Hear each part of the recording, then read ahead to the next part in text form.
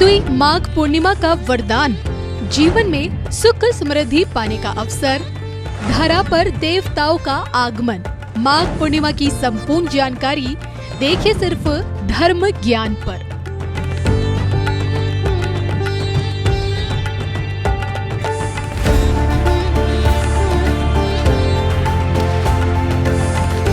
संगम के रेते पर माघ मेले की आध्यात्मिक छटा बिखरी हुई है। आस्था, विश्वास, भक्ति का केंद्र बने प्रयागराज में श्रद्धालुओं से लेकर साधु संतों का मेला है। त्रिवेणी पर आस्था की डुबकी पुण्य की प्राप्ति का मौका है और अब की बार ये मौका माघ पूर्णिमा में मिलने जा रहा है। यूँ तो प्रत्येक माह की पूर्णिमा अपने आप में खास है, लेकिन माघ महीने की पूर्णिमा कई मायनों में अहम है। मान्यता ऐसी है कि इस मौके पर स्वयं देवता धरती पर विचरण करने आते हैं। श्री हरि गंगा नदी में वास करते हैं और देवी महालक्ष्मी का आगमन मनोकामनाओं की पूर्ति का संदेश देता है, और जिसके चलते इस दिन संगम स्नान और दान का विशेष महत्व है। ऐसा करके व्यक्ति 32 गुना लाभ प्राप्त करता है। और इस पवित्र दिन पर विशेषकर क्या करें और किन कार्यों को करने से बचें, धर्म ज्ञान पर बता रहे हैं एस्ट्रो पंकज कश्यप जी। माघ पूर्णिमा की, क्योंकि इस वक्त प्रयागराज में माघ मेला लगा हुआ है, आध्यात्मिक छटा वहां पे बिखरी हुई है और ये 5वां स्नान होगा 1 फरवरी को। माघ पूर्णिमा बहुत बड़ा स्नान है और जो लोग इस मौके पर वहां नहीं जा पा रहे हैं, आस्था की डुबकी नहीं लगा पा रहे हैं, तो क्या कुछ एस्ट्रोलॉजी में कुछ ऐसी चीजें बताई गई है कि इस दिन कुछ इन चीजों का दान भी आपके पापों को काट सकता है, आपको पुण्य का भागी बना सकता है? देखिए, सबसे पहले तो हमें ये समझना चाहिए कि हर पूर्णिमा जो फुल मून डे होती है, ये श्रेष्ठ होती है दान के लिए, स्नान के लिए, पुण्य के लिए, किसी भी तरीके की शुभ कार्य के लिए शुभ मानी जाती है पूर्णिमा। सारी पूर्णिमाएं अत्यंत फलदायी होती हैं, इसको हमें जानना चाहिए। माघ पूर्णिमा की विशेष बात यह है कि माघ पूर्णिमा में किया गया व्रत, पूजा पाठ, गंगा स्नान व दान, पुण्य, ये सब चीजें अश्वमेघ यज्ञ के समान हमें पुण्य देता है। ये बहुत ज्यादा ही फलदायी होता है, अत्यंत फलदायी होता है, ऐसा शास्त्रों में वर्णित है। माघ मास में किया गया गंगा स्नान 1000 गुना फल देता है, हमारे पापों को क्षय करता है, हमारे आंतरिक शुद्धिकरण करता है, हमारे मन की, हमारे विचारधारा की शुद्धिकरण करता है। गंगा स्नान और गंगा स्नान के उपरांत किया गया दान, पुण्य, ये सब बहुत विशेष महत्व है इसका। आध्यात्मिक दृष्टिकोण से भी देखें और शास्त्र की दृष्टि से भी, शास्त्रीय मर्यादा से भी अगर हम इसे देखें तो कहते हैं माघे स्नानम दानम च विशेषेण प्रशस्यते। ये व्रत गृहस्थ, साधक, स्त्री, पुरुष सभी के लिए अत्यंत फलदायी है। जो लोग पूरा व्रत नहीं कर सकते हैं उन लोगों के लिए भी ये जरूरी है कि एटलीस्ट स्नान करके कम से कम कुछ दान करें, चाहे वो अन्न दान करें, चाहे वो वस्त्र दान करें, बट श्रद्धा से दान करें। ये जरूरी नहीं है कि आप क्या दान करें, आप अपने सामर्थ्य और अपनी श्रद्धा के अनुसार दान करें, ये सबसे ज्यादा जरूरी होता है। ये व्रत सभी के लिए।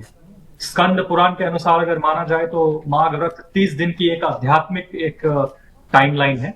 बेसिकली एक आध्यात्मिक साधना का समय कल के रूप में मानते हैं। इस दौरान साधक ब्रह्म मुहूर्त में उठता है, उठकर प्रतिदिन गंगा स्नान करता है, पवित्र नदी में जाकर कहीं स्नान करता है, जाप करता है, दान करता है, ध्यान लगाता है और परमात्मा में लीन होने के लिए, अपने अंतःकरण की शुद्धि के लिए हर प्रयत्न करता है। साथ ही ये दिन बहुत श्रेष्ठ होता है भगवान श्री हरि विष्णु, भगवान महादेव, इनकी उपासना के लिए। जो शैव संप्रदाय के लोग हैं या जो वैष्णव संप्रदाय, ऐसे बहुत सारे अलग संप्रदाय हैं, ये लोग खासकर इस दिन जाके कहीं स्नान करते हैं, सात्विक आहार का सेवन करते हैं। बहुत लोग हैं जो एकाहारी भोजन लेते हैं, सिर्फ एक बार भोजन ग्रहण करते हैं, दिन भर वो कुछ नहीं खाते, मौन रखते हैं, कम से कम सूर्योदय से सूर्यास्त तक ऐसे लोग मौन रखते हैं। उसके बाद संध्या में पूजा करते हैं। ये पूरे 1 महीने तक ऐसी कुछ चीजें चलती है। माघ पूर्णिमा के दिन बेसिकली ये सारी चीजें, इन बहुत सरल भाषा में समझाऊं तो हमारी द्वारा किए गए जाप, पुण्य, तपस्या एम्प्लीफाइड होती है, उसका हमें मल्टीफोल्ड रिजल्ट दिखता है। That is the reason Magh Purnima को विशेषकर अत्यंत फलदायी माना गया। जी बिल्कुल। मैं आपसे भी जानना चाहती हूँ, देखिए आपने वैदिक एस्ट्रोलॉजी को बहुत गहराई से पढ़ा है, समझा है, और यही कारण है कि आज आप इस प्रोफेशन में हैं। तो जब भी फुल मून होता है, पूर्णिमा जब होती है, तो इसका किस तरह का इम्पैक्ट हम लोगों की बॉडी पर पड़ता है, हमारे स्वभाव पे पड़ता है, हमारे व्यक्तित्व पे पड़ता है? देखिए, लुनाटिक इज अ वर्ड जो लूनर से आया था, तो इसमें तो बहुत लंबी बात हो जाएगी, बट जैसे पंचांग में 5 चीजें होती है, 5 एलिमेंट्स होते हैं। एलिमेंट्स का बहुत रोल होता है, क्षिति जल पावक गगन समीरा, अग्नि पृथ्वी वायु जल आकाश, ये सबका बहुत प्रभाव होता है मानव शरीर पे।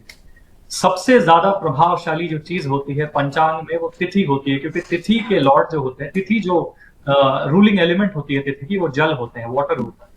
और हमारे शरीर में 70% जो है वाटर है। जल का प्रभाव बहुत ज्यादा होता है। अमावस्या में या पूर्णिमा में जो चीजें होती है, हमारी जो ग्रहण के दिन बच्चे जन्मते हैं उनके ऊपर कुछ अलग साइकोलॉजिकल इंपैक्ट पड़ता है। इसका प्रभाव हर इंडिविजुअल को दिखता है। उत्साह से भरे होते हैं लोग पूर्णिमा के दिन, अधिकांश लोग उत्साह से भरे होते हैं।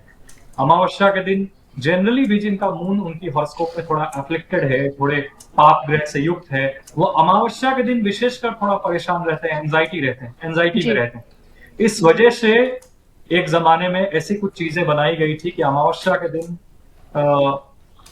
लोग भैरव भगवान की साधना करते थे, माता काली की साधना करते थे, वगैरह वगैरह। भैरवम भय नाशनम, तो भैरव भगवान हमारे भय का नाश करते थे, हमारे मन की शक्ति, हमें मानसिक शक्ति देते थे वगैरह। तो ये सारी चीजें इसीलिए बनाई गई है कि अमावस्या को, पूर्णिमा को हम थोड़ी पूजा पाठ करके अपने मनोबल को मजबूत कर पाए।